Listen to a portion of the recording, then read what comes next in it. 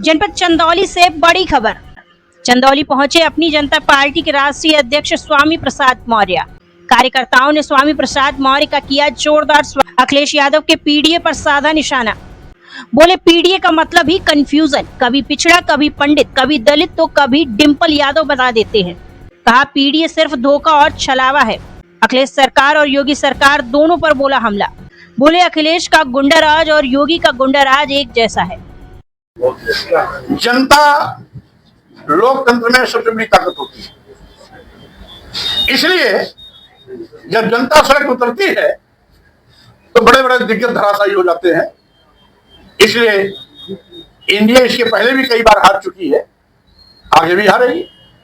मोदी के संसदीय क्षेत्र में जो कल कचहरी में जो हुआ, मोदी के संसदीय क्षेत्र में जो कचहरी में कल घेर के दरोगा को पीटा गया, इस नजरिए से कानून व्यवस्था को देखा है। भाई हम तो पहले ही कह रहे हैं कि पूरा प्रदेश जंगल राज बन गया है और आज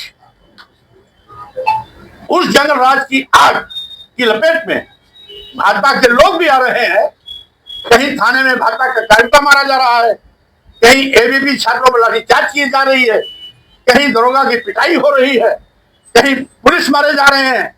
और उत्तर प्रदेश में कल वाराणसी में कलेक्ट्रेट में जिस तरीके से वकीलों और पुलिसकर्मियों में हाथापाई हुई है वो दुर्भाग्यपूर्ण है कि आज जब कानून के रखवाले, वकील भी कानून का रखवाला, सिपाही भी, पुलिस भी कानून का रखवाला, जब कानून के रखवाले ही आपस में भिड़ंत कर रहे हैं तो कानून राज का क्या होगा? स्वाभाविक रूप से ये जंगल राज का नंगा नाच। जगत गुरु रामभद्राचार्य का बयान आया था, उसको लेकर किस नजर से देखते हैं? कौन सा बयान? पश्चिम यूपी पाकिस्तान बनता जा रहा है। इसका मतलब है उन्होंने मोदी और योगी पर बहुत बड़ा तंज कसा कि हिंदू होने की दुहाई देने वाले, हिंदू के नाम पर वोट लेकर सरकार बनाने वाले भाजपा के प्रधानमंत्री और मुख्यमंत्री उत्तर प्रदेश में इनके राज्य में अगर मुस्लिम राज बन गया तो ये बहुत ही दुर्भाग्यपूर्ण है। और सही माने में प्रधानमंत्री मुख्यमंत्री को कुर्सी भद्राचार्य जी को, राम भद्राचार्य जी को दे देना चाहिए। हम समझते हैं ऐसा पागलपन का बयान, जब 1100 साल तक यहाँ मुस्लिम शासक रहे उस समय हिंदू कभी खतरे में नहीं पड़ा, तो आज हिंदू के बड़े बड़े नेता, प्रधानमंत्री, मुख्यमंत्री के शासन में अगर ये हिंदू खतरे में है तो दुर्भाग्यपूर्ण है। और साथ ही साथ ऐसे माननीय प्रधानमंत्री, माननीय मुख्यमंत्री जी को सोचना चाहिए कि वो किस तरह से असफल है और उनके ही लोग उन पर किस तरह से उंगली उठा रहे हैं। आज प्रधानमंत्री का जन्मदिन है, बधाई देंगे? हम लोग प्रधानमंत्री का जन्मदिन है, बधाई देंगे? स्वाभाविक रूप से मैं माननीय प्रधानमंत्री जी, वो देश के प्रधानमंत्री है, किसी एक पार्टी के प्रधानमंत्री नहीं है, इसलिए माननीय प्रधानमंत्री नरेंद्र मोदी जी के जन्मदिन पर मैं उन्हें बहुत बहुत बधाई देता हूँ, शुभकामना देता हूँ। अपेक्षा करता हूँ कि वो अदानी, अंबानी, थैलीसाओं को खुश करने के बजाय जनता के प्रति अपनी जवाबदेही सुनिश्चित करें। Thank you.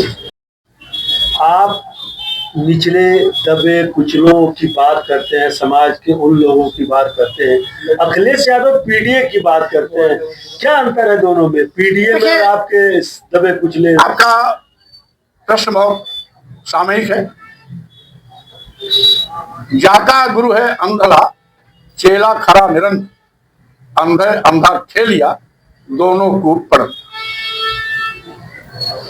जिस पार्टी का राष्ट्रीय अध्यक्ष स्वयं कंफ्यूज हो और कभी पी का मतलब पिछड़ा बताए और कभी पी का मतलब पंडित बताए, कभी डी का मतलब दलित बताए और कभी डी का मतलब डिम्पल यादव बताए, कभी ए का मतलब आदिवासी बताए और कभी ए का मतलब अगड़ा बताए, तो स्वाभाविक रूप से जो स्वयं कंफ्यूज है वो अपनी पार्टी को क्या दिशा दे सकता है, प्रदेश को क्या दिशा दे सकता है?